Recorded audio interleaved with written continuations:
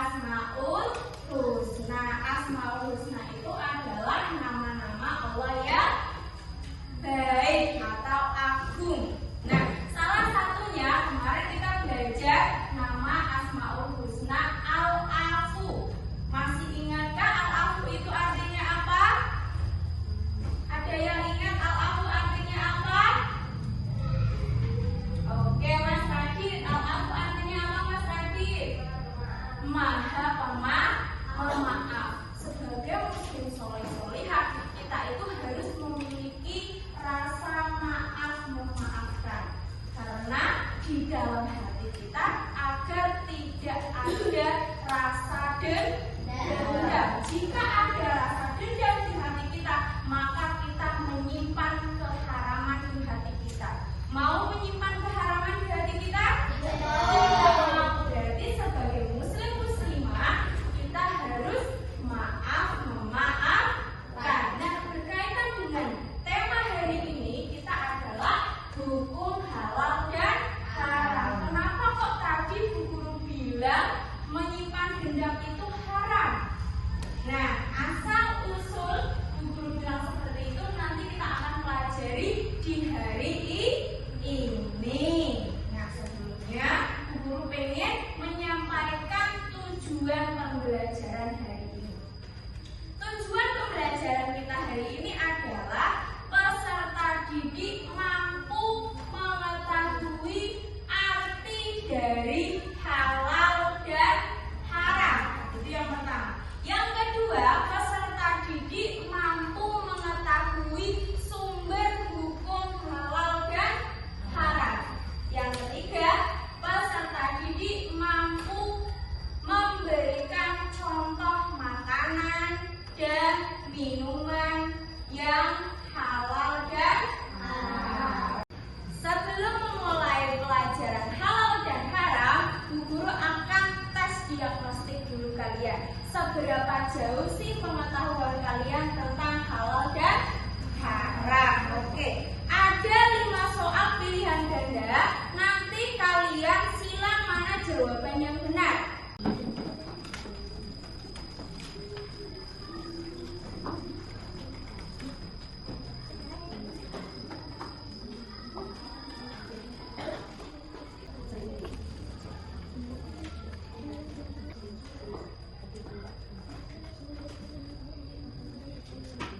Kita akan belajar hukum halal dan haram.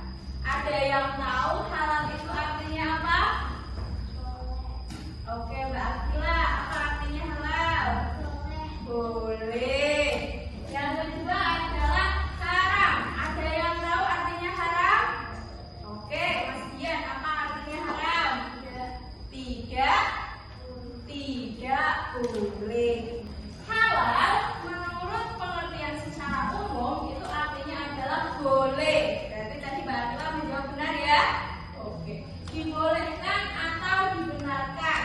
Menurut istilah, halal adalah sesuatu atau kegiatan. Berarti halal itu bentuknya sesuatu atau kegiatan yang diizinkan atau dibolehkan oleh syariat Islam untuk digunakan atau dilaksanakan. Sedangkan menurut pengertian khusus, halal itu adalah segala sesuatu yang diperbolehkan oleh syariat Islam untuk digunakan, dikonsumsi, dan dilakukan. Berarti halal itu intinya adalah boleh menurut syariat Islam. Apa itu syariat? Syariat itu adalah hukum. Boleh ya, hukumnya boleh. Boleh untuk apa? Untuk digunakan. Ya, digunakan, dikonsumsi berarti dimakan, diminum itu namanya dikonsumsi. Yang ketiga dilakukan. Berarti kita melakukan sesuatu. Masih ingat tadi yang Bu Guru bilang ada al-afu artinya memaafkan, kita tidak membolehkan untuk menyimpan dendam? Masih ingat?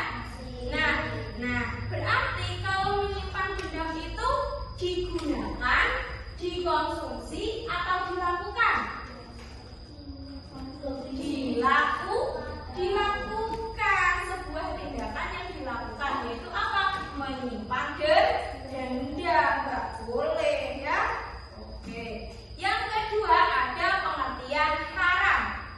Haram menurut pengertian secara umum itu adalah sesuatu atau kegiatan yang tidak diizinkan atau tidak dibolehkan atau dilarang untuk digunakan atau dilaksanakan. Nah, secara khusus